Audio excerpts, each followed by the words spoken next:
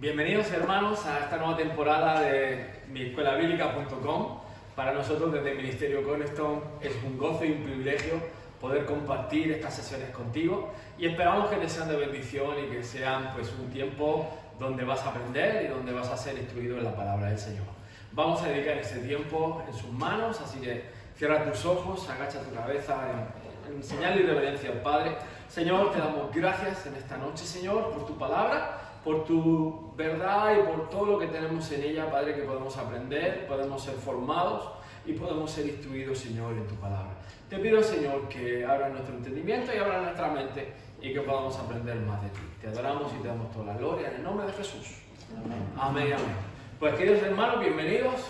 Y estamos en el tópico de las epístolas primera y segunda de Timoteo y concluiremos con la epístola de Tito.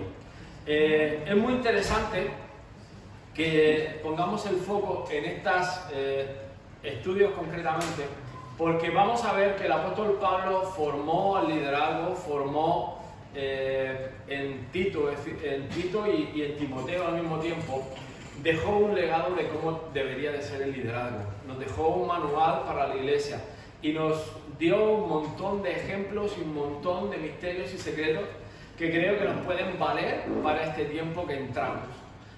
Obviamente, si algo necesita la iglesia es que el liderazgo sea un liderazgo entrenado, formado, capacitado y que seamos, pues eso, maestros de justicia. Yo creo que ya veremos un poco más adelante que Pablo le dice a Timoteo que seas apto para enseñar. Y yo creo que es una de las cosas que más debemos o necesitamos dentro de la iglesia, porque la gente viene con preguntas, la gente viene con un montón de cuestiones y necesitamos tener esa capacidad de respuesta. Es decir, no es un porque sí, no es un porque creo, es simplemente porque lo dice la palabra de Dios y lo puedo explicar, ¿verdad? Así que, sin más dilación, vámonos a Timoteo. He encontrado una pequeña foto, una reliquia del siglo III, de una supuesta representación de la imagen de Timoteo. Así que vamos a la persona de Timoteo, y lo primero es que nació en Listra y fue encontrado por Pablo en su primer viaje misionero. Fallece en Éfeso en el año 96 después de Cristo, nieto de Loida, hijo de Eunice, hijo de padre griego y madre hebrea, y eso lo encontramos en Hechos 16, versículo 1. Como hemos dicho, Pablo en su primer viaje junto con Bernabé lo encuentran en Listra, en Hechos 14, donde es apedreado Pablo justo después de haber sanado un tullido. Y esto es importante porque es un detalle a tener en cuenta que además nos va a enseñar a posteriori en otras... vamos a ver que esto pasa bastante. Pablo sana un tullido en Hechos 14 y automáticamente lo agolpa la multitud y lo intervienen para que haga una ofrenda a las deidades del lugar, ¿vale? Es decir, obviamente esto viene de la cultura griega, estamos hablando de Asia Menor, estamos hablando de la actual Turquía, y en ese momento había una influencia griega tremenda, con lo cual todas las deidades del famoso Olimpo, Zeus, Artemisa, Diana, Apolos, etcétera, etcétera, van a estar presentes. Es más, los romanos adoptaron esos dioses, muchos de ellos cambiándolos de nombre, ¿vale? Con lo cual, el culto, la idolatría, los templos era algo bastante habitual y bastante cotidiano. Ahora eso lo vamos a ampliar un poquito más en muy breve, ¿vale? Y es importante porque la vez que apedrean a Pablo es por negarse a rendir una ofrenda en el templo de Apolos, ¿vale? Es decir, en esta ocasión Pablo es tomado fuera de la ciudad por los apóstoles, se lo llevan los creyentes para que no lo mataran, lo llevan moribundo.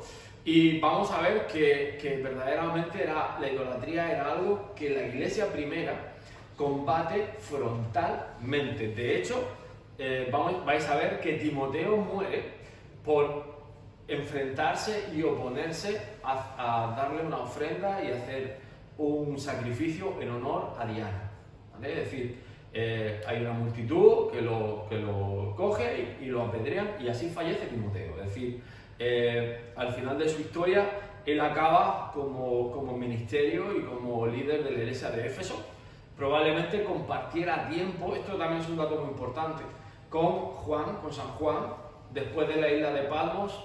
Juan es llevado a la iglesia de Éfeso y probablemente compartieron ese tiempo. La iglesia de Éfeso llegó a ser una de las iglesias más preeminentes y más grandes y más importantes del Nuevo Testamento, ¿vale?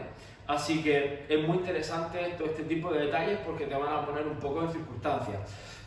También Timoteo le acompaña a Pablo en el segundo y tercer viaje misionero y se piensa que estuvo con él en Roma durante el tiempo de Pablo de prisión, ¿vale? Compartió ese tiempo también.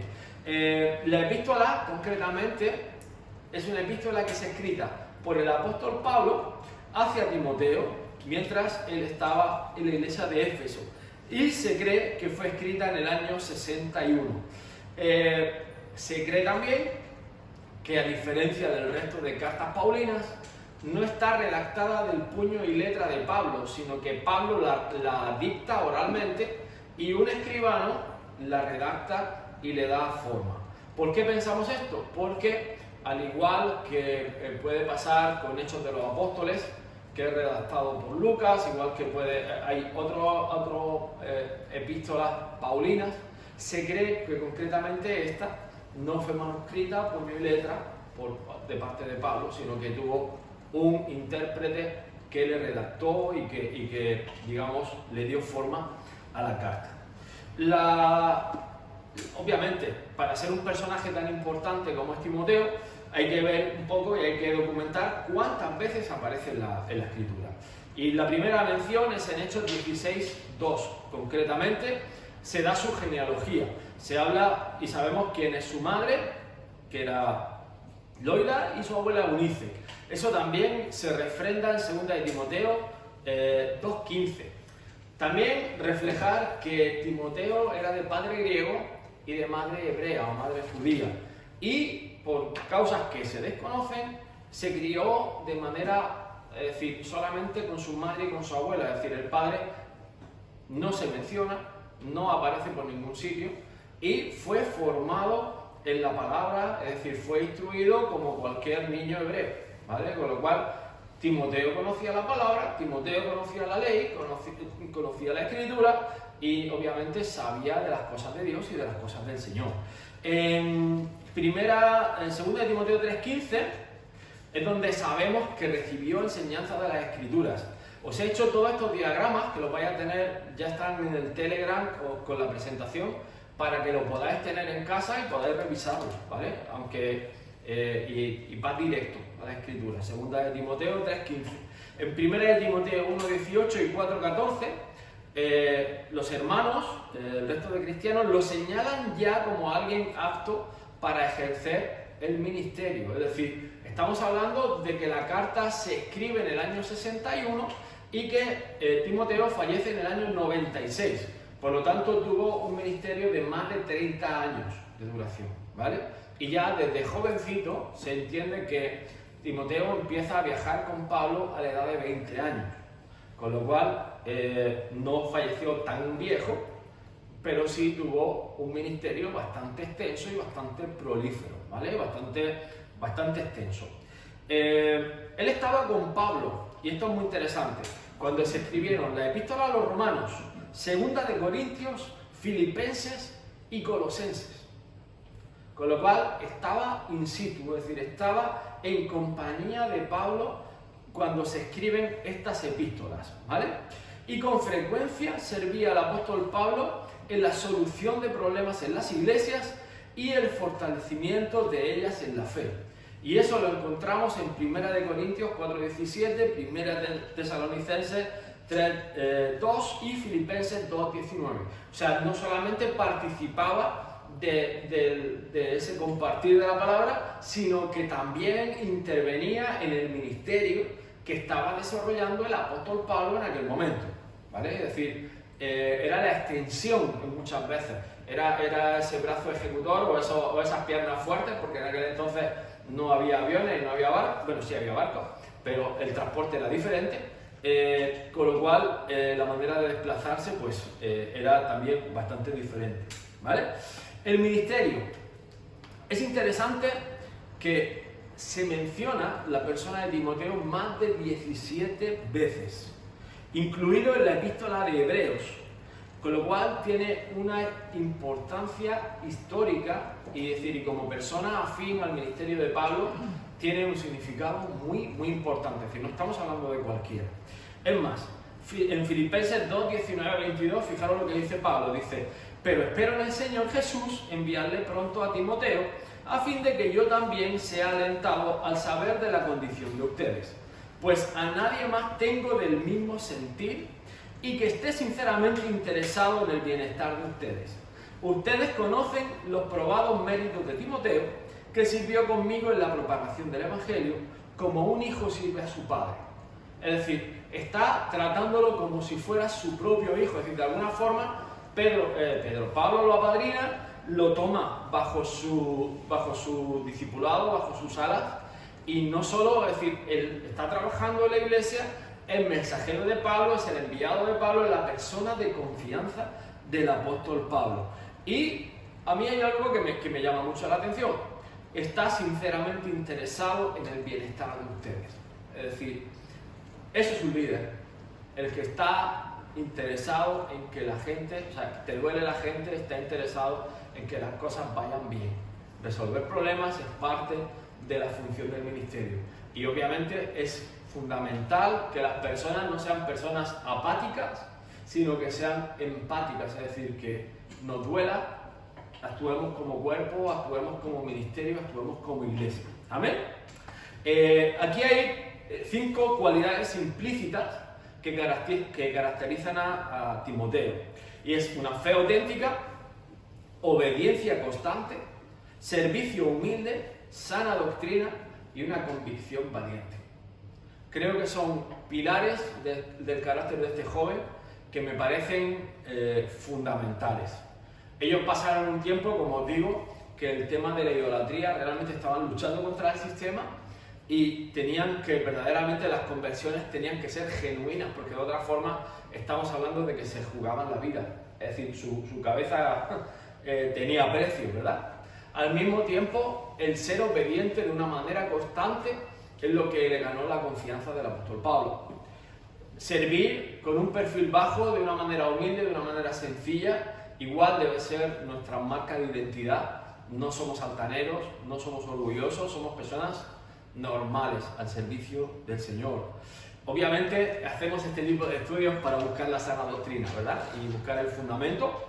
Y como dice la palabra, los valientes son los que arrebatan el reino de los cielos. Y yo creo que Timoteo arrebató el reino de una manera valiente, ferviente, viva y eficaz. Así que yo creo que él es un pedazo de ejemplo y me encanta. Fijaros lo que dice Hebreos, que lo he mencionado antes. Dice: él retuvo firme hasta el fin su confianza del principio. Y esto no se dice de cualquiera, se está diciendo de una persona que sufrió el martirio después de 30 y tantos años de ministerio. Y se opuso, como os cuento en la historia, a un servicio de adoración a la diosa Diana. Y la gente se lo llevó preso y se lo quitó de en medio, ¿vale? Imaginaros la importancia que tiene esto. Vayamos al propósito de la epístola. En la epístola en sí tiene una seria preocupación de su autor por la organización de la iglesia. Resulta evidentemente su interés por la doctrina de normas de vida y de conducta, válidas tanto para cada miembro individualmente como para la edificación y el crecimiento espiritual de las congregaciones cristianas en su conjunto.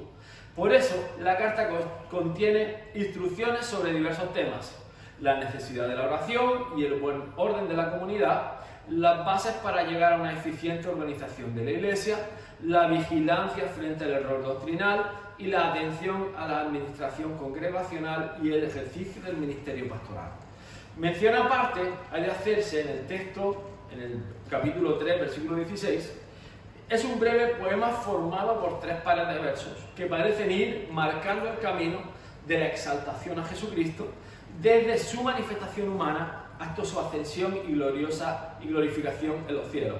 El autor llama gran misterio de la piedad a esta hermosa afirmación de fe que viene a ser como el centro de gravedad de la teología de Primera de Timoteo.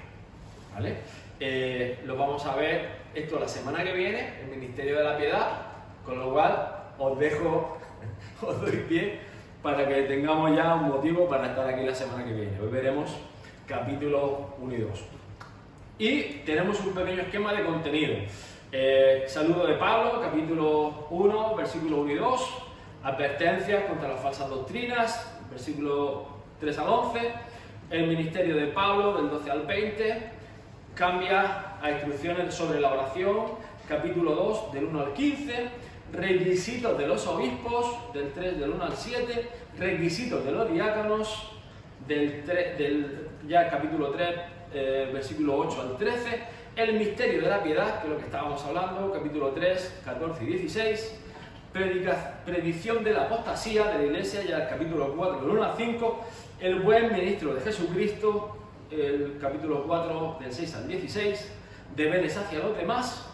Piedad y contentamiento, la buena batalla de la fe y encargo final de Pablo a Timoteo. Con lo cual, esta es una sinopsis de lo que nos vamos a encontrar en el libro de la primera epístola de Pablo a Timoteo.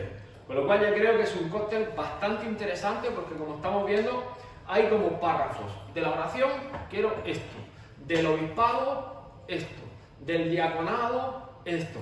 Y la verdad es que es un manual profundo, es para temas de reflexionar y sobre todo para que podamos poner las bases, podamos poner un buen cimiento sólido para el crecimiento y el desarrollo de la iglesia. Así que, sin más, si estáis con la palabra abierta, nos vamos a Primera de Timoteo 1.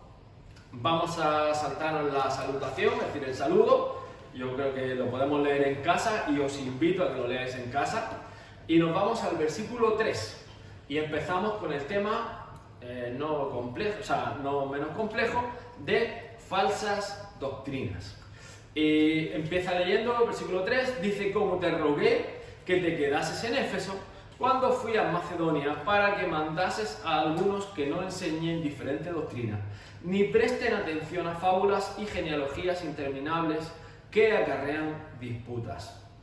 Esto es interesante, ¿vale? Porque aquí tenemos que después del año 70 y ya desde un tiempo atrás, empieza a haber una expansión y una dispersión de los judíos.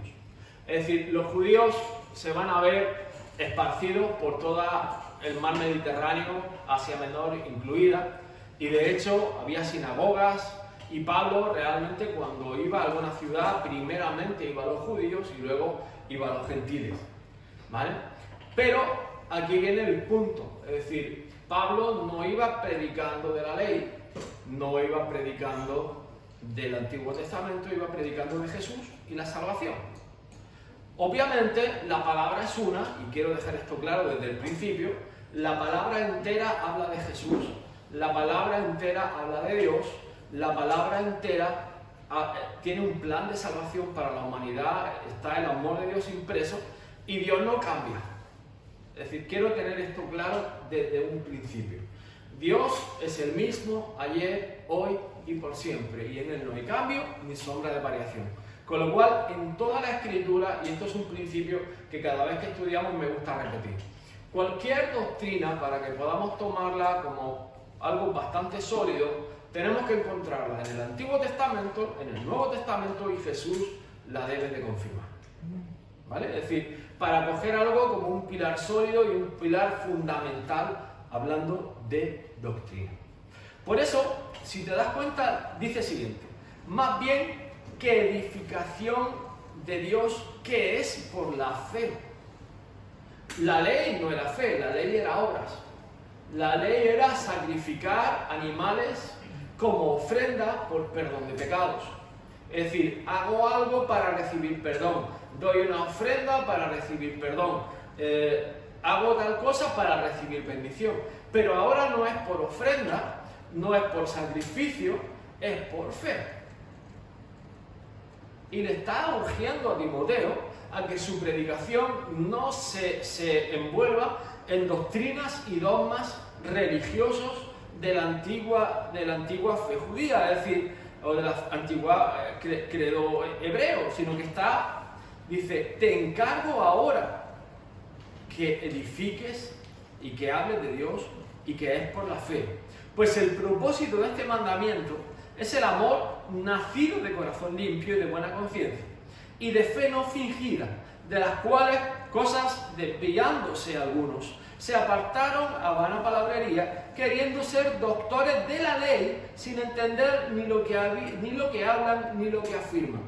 Y esto es triste, pero a día de hoy hay ya corrientes hebreizantes, porque no sé muy bien cómo llamarlas, pero que están otra vez volviendo a la ley, están queriendo judaizar o volver al Antiguo Testamento. Y no te voy a contestar yo, te voy a leer el siguiente párrafo, que creo que lo explica el apóstol Pablo mejor que yo. Dice, pero sabemos que la ley es buena, ok, eso nadie lo discute, si uno la usa legítimamente. Ok, ¿cómo la usamos? Dice, conociendo esto, que la ley no fue dada para el justo. Dice, ¿cómo puede ser que la ley no fue dada para el justo? Pues muy sencillo, la ley fue dada para revelar el pecado del hombre. La ley lo que revelaba era el corazón del hombre, la separación entre Dios y los hombres. La ley fue dada para que el hombre pudiera restablecer esa relación personal con Dios y que sobre todo se viera a sí mismo pecador. Ahora, después de Jesús, el justo por fe vivirá. Fijaros que dice que la ley fue dada sino para los transgresores, desobedientes, para los impíos y pecadores, para los irreverentes y profanos, para los parricidas y matricidas, para los homicidas, para los fornicarios, para los sodomitas, para los secuestradores, para los mentirosos y perjuros, y para cuantos se oponga a la sana doctrina, según el glorioso evangelio del Dios bendito, que a mí me ha sido encomendado. Es decir, la ley lo que revelaba era todo este tipo de pecado. Ahora, hay un detalle que para mí es fundamental. La ley no puede salvar. ¿Queda esto claro? O sea, es decir, la ley no trae salvación. La salvación viene por medio de Cristo Jesús. Y eso es capital. Entonces, entendiendo esto, si nos volvemos a la ley, atentos a lo que voy a decir ahora, estoy haciendo en vano el sacrificio de Jesús. Te lo traduzco. Tendría que volver Jesús a la tierra y volver a ser crucificado y volver a ser expuesto por vituperio por todos los hombres. Te voy a contar un ejemplo. ¿Qué le pasó a Pedro cuando golpea la roca 2 veces? Moisés, perdón. ¿Qué le pasó? Automáticamente fue descalificado. ¿Por qué? Porque rompió un tipo. Es decir, todo lo que hay en el Antiguo Testamento son tipos y ejemplos que hablan de Jesús. Como hemos dicho al principio, hablan de salvación, hablan del Dios Padre. Si yo rompo un tipo, y en este caso hablo que la roca tiene que ser quebrada 2 veces, estoy diciendo que Jesús tiene que ser sacrificado por la humanidad 2 veces. Y eso es lo que descalificó a Moisés. No fue su falta de fe, fue romper un tipo, fue desobediencia. Entonces, entendamos que la ley no tiene autoridad en sí misma. Cumplir la ley no te justifica. Y lo que no me justifica, es decir, lo único que me vale es para enaltecer mi ego y mostrar las obras. Pero ya dice la palabra, no es por obras, es por fe. Y no puedo decir, por mucho que yo me aferre a la ley, no me va a salvar, no me va a acercar a Dios. Es por fe que yo voy a ver a Dios, es por fe que yo voy a tener una relación personal con Jesús. Es por fe que yo recibo la palabra de Dios. Y es ahí donde está la bisagra. Y por eso es tan peligroso aquellos que judaizan. Y no es nada nuevo, hermanos, no es nada nuevo. Pablo lo estaba avisando ya en el año 61 después de nuestro Señor. Es decir, esto es más viejo, lleva más de 2000 años dando vueltas. Pero por eso hay que aprender de la historia y la Iglesia no debe repetir errores del pasado. ¿Ok? Así que, fijaros lo que dice, he querido poner este texto en Hebreos, porque igualmente aquí el apóstol Pablo está hablándole a la Iglesia en Jerusalén.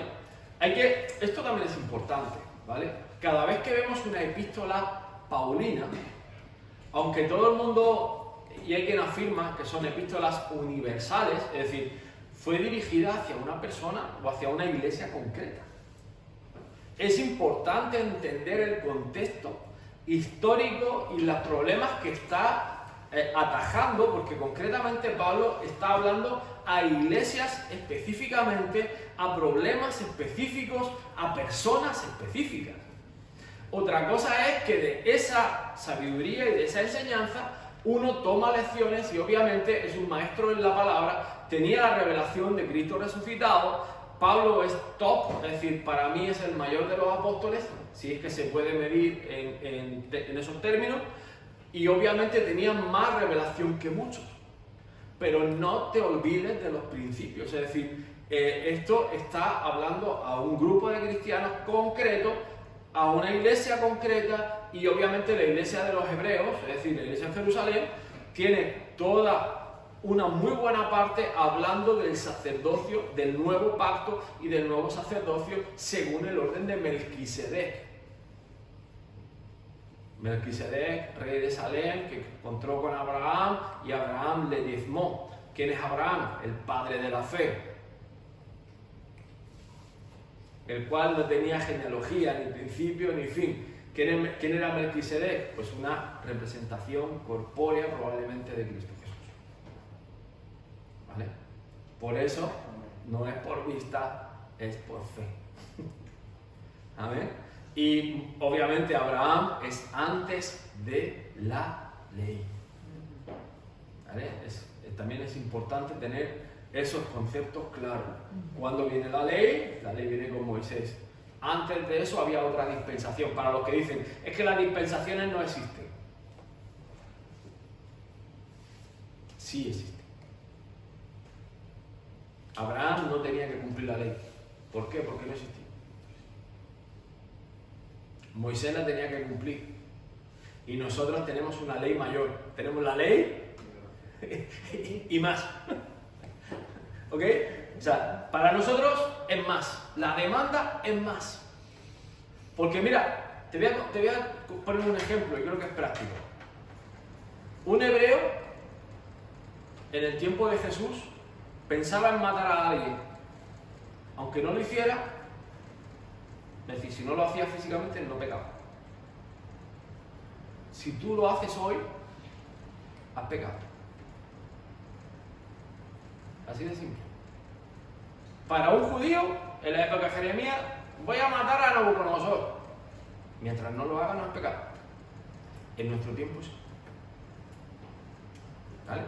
Es decir, hay cosas que son diferentes y son por la dispensación. ¿Vale? Dice, por lo tanto, dejando ya los rudimentos de la doctrina de Cristo, vamos adelante a la perfección, no echando otra vez el fundamento del arrepentimiento de las muertas, de la fe en Dios, de la doctrina de bautismos, de la imposición de manos, de la resurrección de los muertos y el juicio eterno. Y esto haremos si Dios en verdad lo permite, porque es imposible que los que una vez fueron iluminados, esto está hablando del pueblo de Israel, y gustaron del don celestial, y fueron hechos partícipes del Espíritu Santo, y asimismo gustaron de la buena palabra de Dios y los poderes del siglo venidero, y recayeron, sean otra vez renovados para arrepentimiento, crucificando de nuevo para sí mismos al Hijo de Dios y exponiéndole a vituperio. ¿Te acuerdas lo que te acabo de explicar? Pablo lo explica aquí. Es decir, si me vuelvo a la ley y desecho la doctrina fundamental de Jesús, y si quieres saberla cuál es, arrepentimiento de obras muertas, fe en Dios, doctrina de bautismos, de la imposición de manos, de la resurrección de los muertos y del juicio eterno. Esa es la doctrina básica del Señor. Y si volvemos a la ley y dejamos esto, porque lo que estaba diciendo Pablo es decir, señores, el fundamento ya lo hemos puesto, sigamos adelante, hay más, ahora toca conquistar, ahora toca el mundo, toca predicar en las naciones, toca salir, toca evangelizar, toca dar nuestra vida por Jesús como Él lo hizo, pero en las naciones. Y lo está diciendo la iglesia de Jerusalén, señores, dejemos ya los rudimentos, vayamos avanzando, que si nos volvemos a la ley, estamos reclamando que Jesucristo sea sacrificado otra vez. Cuidado, que no te lo estoy diciendo yo, que lo dice Pablo aquí. ¿Me explico? Y entonces es interesante ver este punto, y si luego hay dudas, os pido por favor que apuntéis las preguntas y luego podamos hacerlas, ¿vale? Porque seguimos adelante y vamos a ir avanzando. Vamos a 1 Timoteo 1, versículos 12 al 20. Dice, doy gracias al que me fortaleció, a Cristo Jesús nuestro Señor, porque me tuvo por fiel, poniéndome en el ministerio. Habiendo yo sido antes blasfemo, perseguidor e injuriador, mas fui recibido a misericordia, porque lo hice por ignorancia, en incredulidad. Pero la gracia de nuestro Señor fue más abundante con la fe y el amor que es en Cristo Jesús.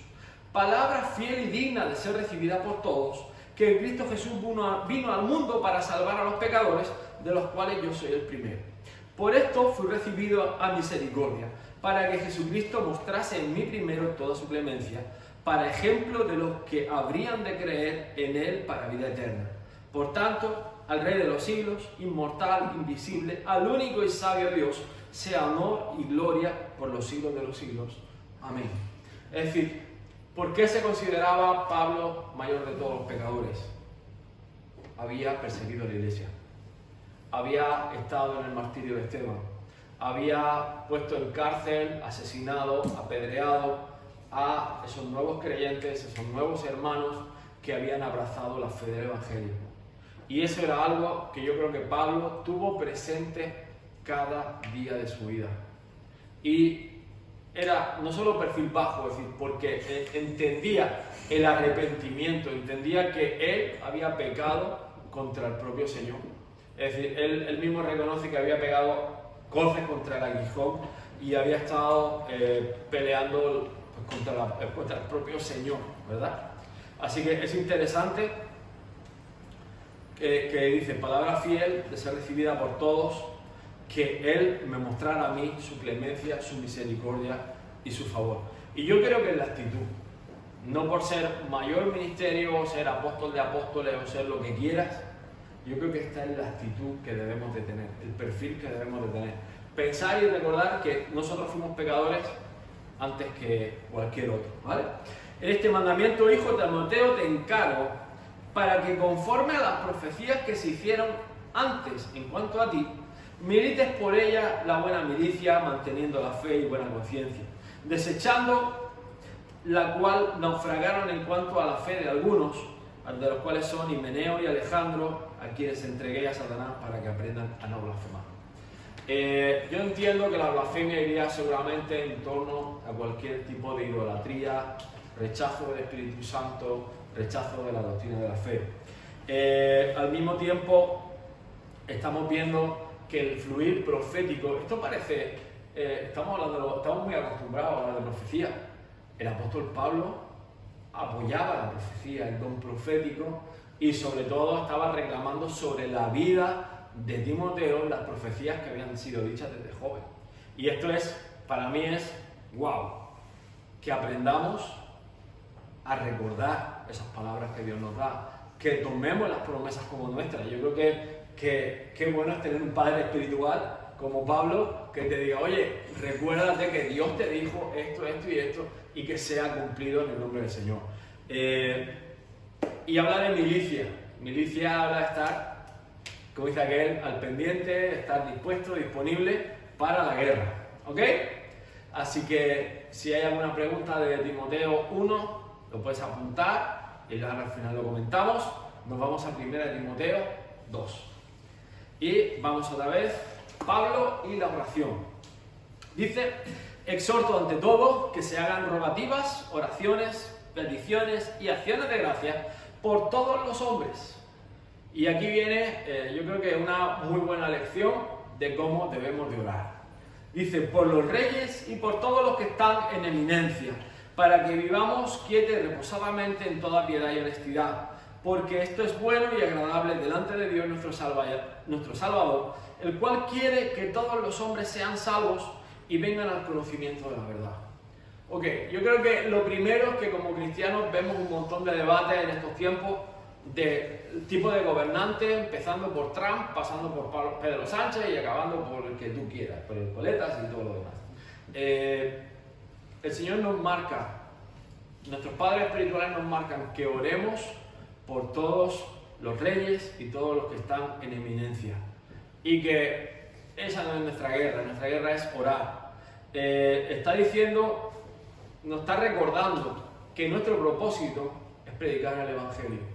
Porque hay una cosa que no debemos de cuestionar nunca, y es que el Señor quiere que todos los hombres sean salvos y vengan al conocimiento de la verdad. No es que uno sí, otro no. Y además lo dice un poco antes de decir, que ya ha dicho, que ha entregado a las manos de Satanás a dos hermanos blasfemos.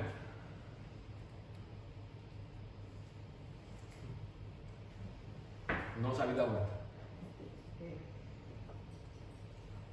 Pero Pablo está diciendo que Dios quiere que todos sean salvos. Y ahí es donde entra la decisión de cada uno. Dios te ha dado un libre albedrío, Dios te ha dado voluntad. Y tú puedes tomar decisiones. Decisiones por Dios o decisiones no por Dios. Unas decisiones te van a llevar a un camino y otras decisiones te van a llevar a otro. Hay una lección muy importante. Pablo suelta a la gente. Escúchame bien lo que te estoy diciendo. Pablo concretamente, muchas veces peleamos esas peleas por personas que pensamos que nosotros somos Cristo y que vamos a hacer de Cristo Redentor. No somos Cristo. Nosotros tenemos un llamado a orar, a bendecir. Dice, rogativas, oraciones, peticiones y acciones de gracia. Ese es nuestro llamado, ese es el don que Dios nos ha dado, de poder orar, de poder interceder por aquellas personas, de orar por salvación. Ese es el plan del Señor, que oremos por salvación.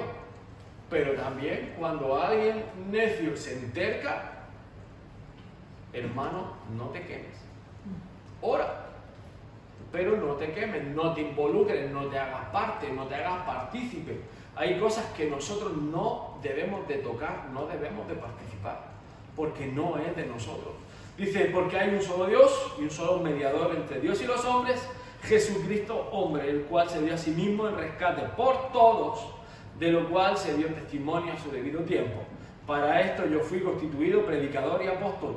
Digo verdad en Cristo y no miento, y maestro de los gentiles en fe y verdad. Quiero pues que los hombres oren en todo lugar, levantando manos santas, sin ira ni contienda. ¿Okay? Yo creo que esto habla por sí mismo. Él mismo se está declarando apóstol, predicador de los gentiles, que no es cualquier cosa. Pablo era fariseo, Pablo era un doctor de la ley, Pablo fue un perseguidor de la iglesia, y él ha entendido que el Evangelio es para toda criatura. Escúchame bien, esto lo vamos a ver ahora y ahora empiezan las curvas. El Evangelio es para toda criatura. Y ahora vienen las curvas. Pablo y el rol de la mujer. Dice, asimismo que las mujeres se atavíen de ropa decorosa, con pudor y modestia, no con peinados tentosos, ni oro, ni perlas, ni vestidos costosos, sino con buenas obras, como corresponde a mujeres que profesan la piedad. La mujer aprenda en silencio con toda sujeción, porque no permito a la mujer enseñar ni ejercer dominio sobre el hombre, sino estar en silencio. Porque Adán fue formado primero, después Eva, y Adán no fue engañado, sino que la mujer, siendo engañada, incurrió en transgresión.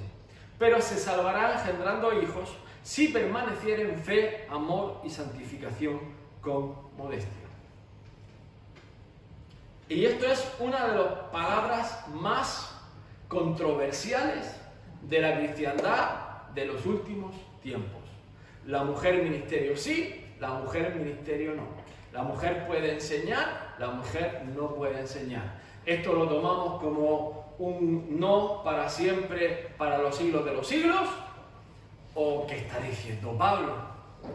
No olvidemos que todo tiene un contexto. No olvidemos que Pablo se está dirigiendo a Timoteo, que Timoteo está en la iglesia de Éfeso. Y no olvidemos el contexto histórico. Vamos a ahondar en esto. Porque además, claro, si lo dijera una sola vez, dicen, bueno, pero es que lo dice 2 veces. Y te vas a 1 Corintios 14, 34, 35 y dice: vuestras mujeres callen en las congregaciones porque no les es permitido hablar, sino que estén sujetas como también la ley lo dice. Y si quieren aprender algo, pregunten en casa a sus maridos, porque es indecoroso que una mujer hable en la congregación. Y lo dice a los corintios y lo dice a Timoteo en la carta dirigida a la iglesia en Éfeso. Así que la pregunta es, ¿se han aplicado correctamente estas palabras? Pablo, que es un referente, ¿por qué diría esto? Si Dios no hace acepción de personas, que hemos visto que la salvación es para todos los hombres, ¿esto es así? Tenemos referencias en el Antiguo Testamento y en el Nuevo Testamento de mujeres que tienen ministerio. Vamos a contestar la pregunta, ¿no? Ok, como también la ley lo dice, y está refiriéndose concretamente a la ley del Señor, está refiriéndose a la palabra del Señor. Es interesante que en los 2 casos, tanto en Timoteo como en Corintios, hace una alusión a una sentencia o a una condena que Dios dice a la mujer. Creerme, he estado buscando y no hay otra. Y además, Pablo propiamente dicho, es decir, él hace una alusión al huerto, al jardín del Edén, a Adán y Eva. La pregunta sería, ¿qué dice Dios? ¿Qué dijo Dios?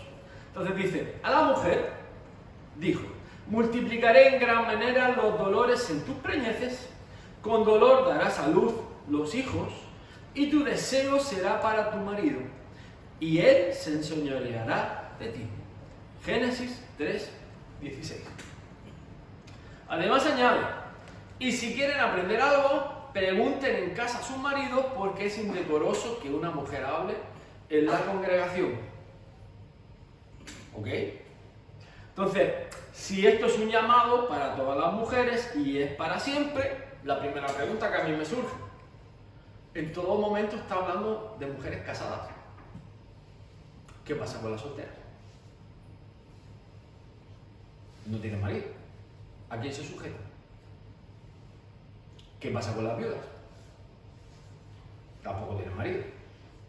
¿A quién se sujetan? ¿A quién le preguntan? ¿Dónde aprenden? Se supone que en la sinagoga no pueden entrar. ¿A qué autoridad deben someterse? Con lo cual a mí me lleva a hacerme un par de preguntas más. ¿De qué está hablando Pablo concretamente? Y yo creo que necesitamos ver a qué tipo de autoridad debe someterse en la vida actual. Si no hay marido, voy a la iglesia, sería indecoroso hablar, porque además, lo vuelvo a repetir, la mujer aprende en silencio, con toda sujeción, porque no permito a la mujer enseñar ni ejercer dominio sobre el hombre, sino estar en silencio. Entonces, lo primero, ¿y si el esposo le permite preguntar o le permite compartir algo y está en sujeción a su esposo? ¿Podría compartir? Y ese es el punto donde quiero ir. Esto está hablando concretamente del matrimonio. Ese es el primer punto que quiero aclarar. Pablo se está dirigiendo a mujeres casadas.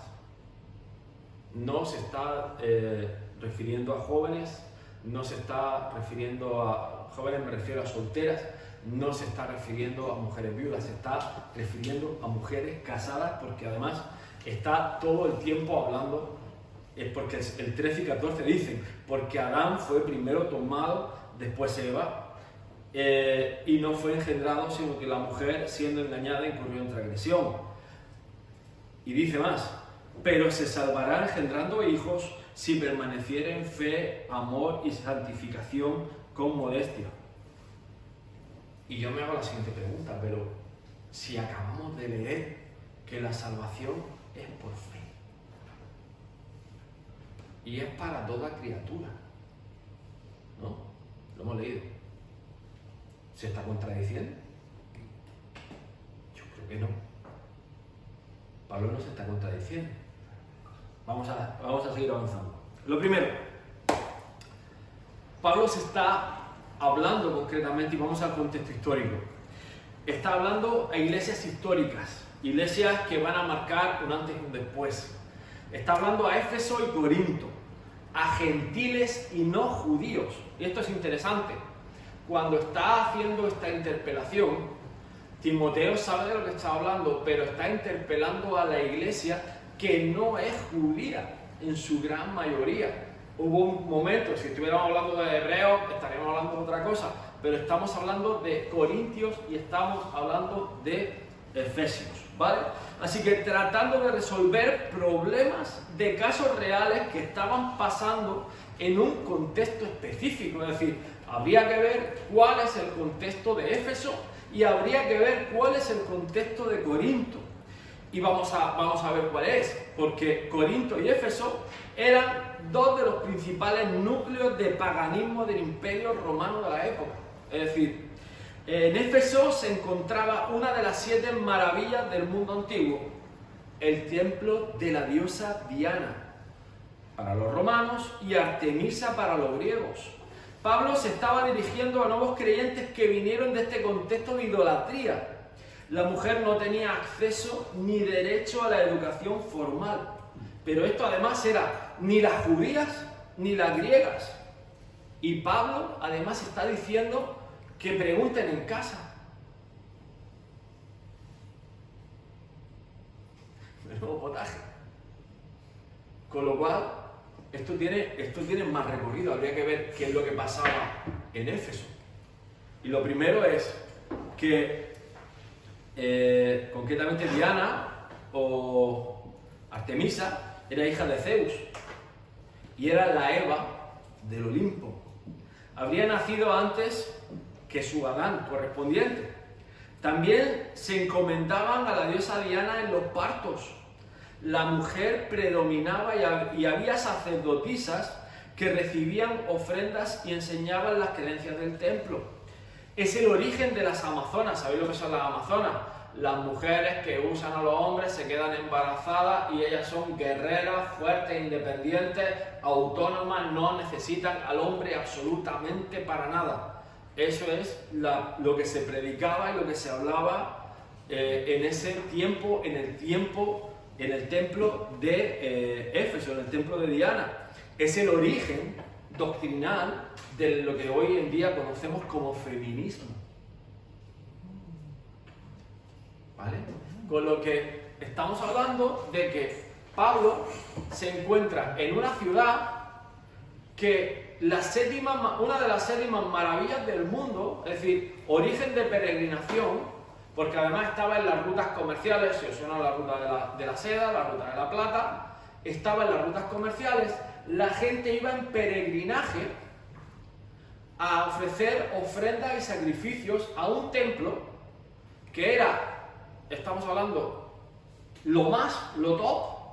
Había una figura, no sé si os suena Artemisa, así como, ¿no os parece una, me parece que es la Virgen, perdóname, la Virgen de la Inmaculada o una cosa de esta? Sí, no, la Inmaculada Concepción. Y no solo eso, Timoteo le va a costar la vida enfrentarse a eso. Es que no es moco de pavo, es que no estamos hablando de que era cualquier tipo de pelea, disputa. le cuesta en la vida al propio Timoteo rechazar un culto a Diana. Se levanta la ciudad en contra suya y lo acaban apedreando, lo apalizan. Así muere Timoteo. Entonces tenemos que Pablo está diciendo concretamente que fijaros qué interesante, se salvará engendrando hijos, no por Diana, si permaneciere en la fe, en el amor y la santificación, y no con modestia. O sea, y con modestia. Estamos hablando de que las sacerdotisas, ¿habéis visto Wonder Woman? Que esa es la tía que eso da miedo. Ahí lo tienen. No eran modestias, es decir, por la regla general, una mujer hebrea iría con su velo, iría con su manto, iría recatadita.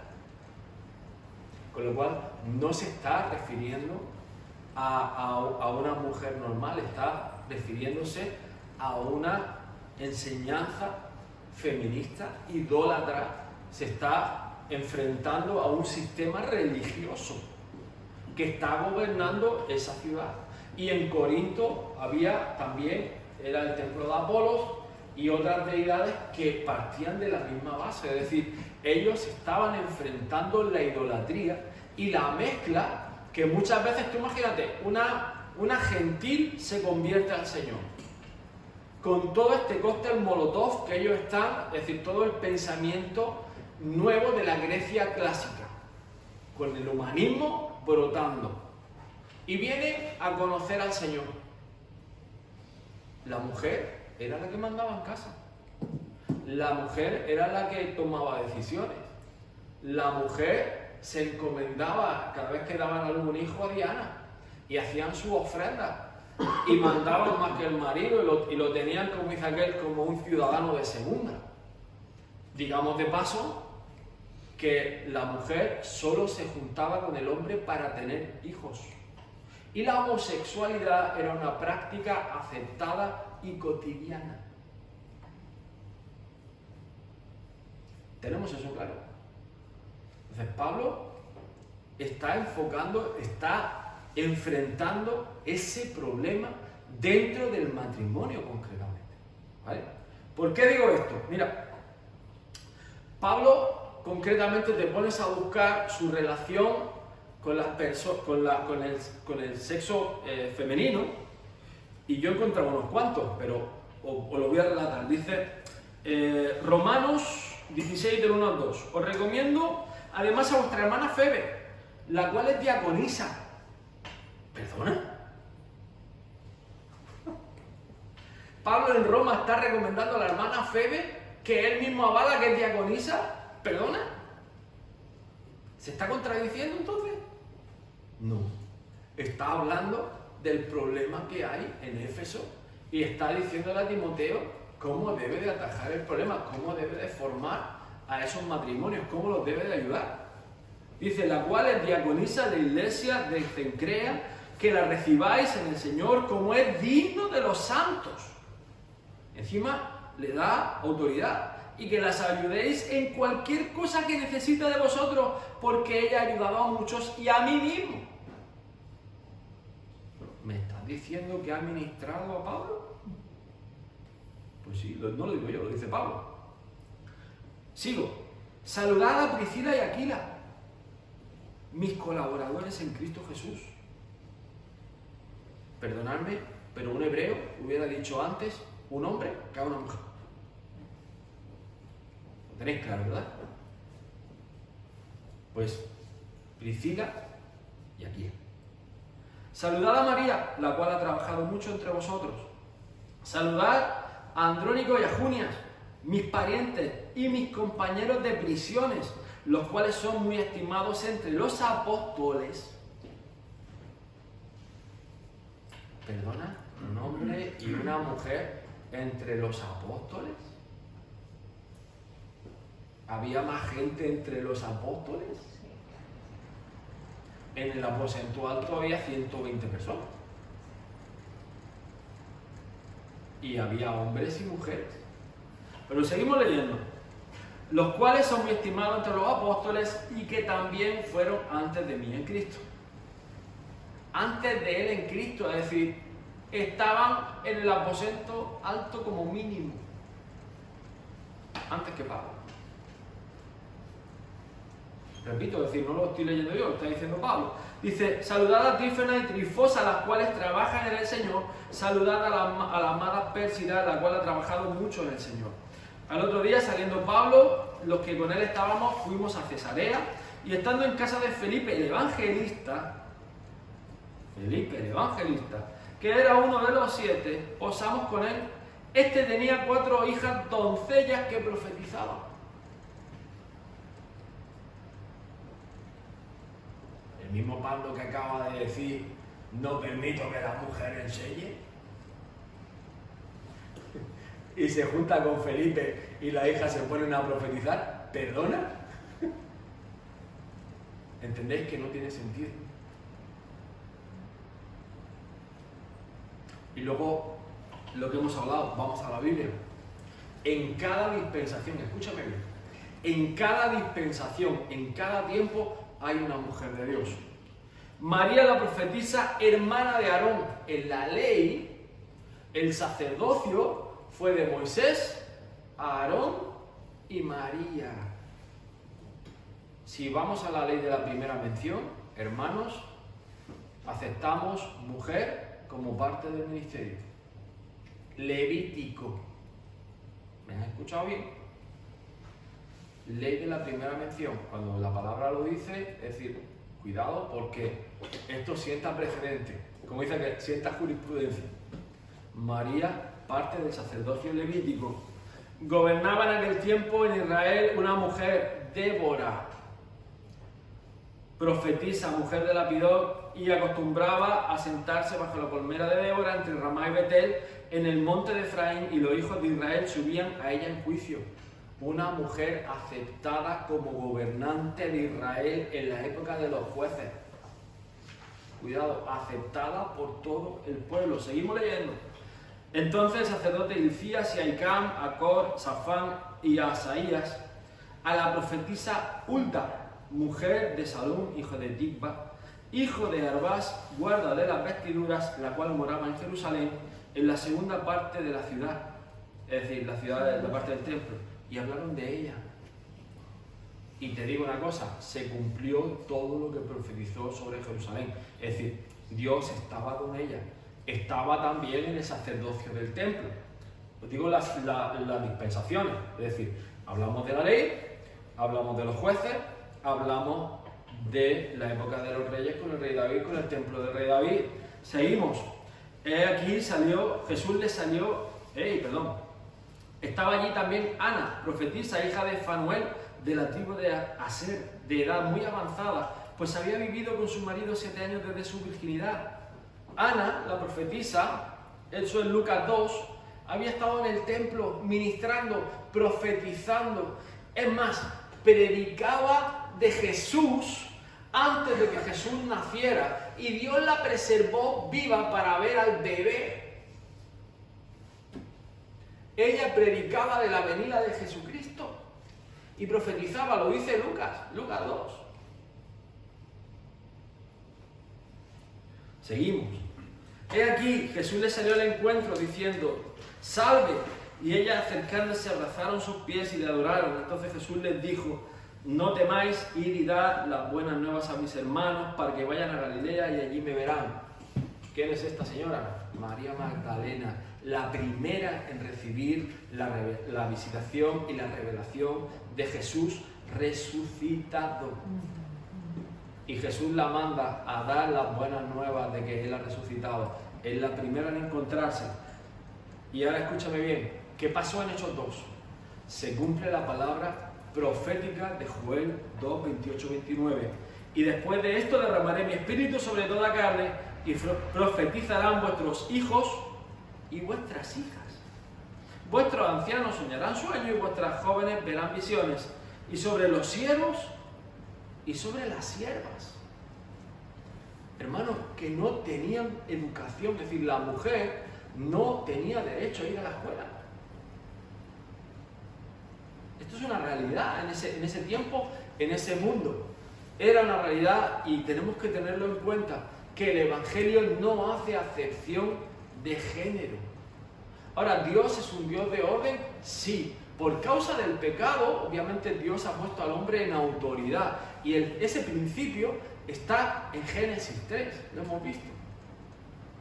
Eso no significa que la mujer no pueda predicar, ministrar, profetizar, servir, ser diácona y ser gobernanta.